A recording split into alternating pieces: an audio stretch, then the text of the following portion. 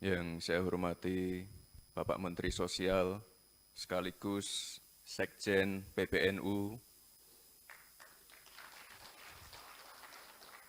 yang saya hormati Pak Panglima, Pak Kapolri, Pak Waketum, dan juga Ibu Ketua Umum Fatayat NU beserta seluruh jajarannya. Yang saya hormati tokoh-tokoh, para tokoh agama, para kiai, para ibu nyai yang hadir pada pagi hari ini. Selamat pagi semua ibu-ibu.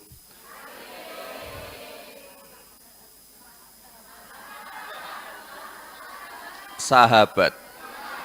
Oh.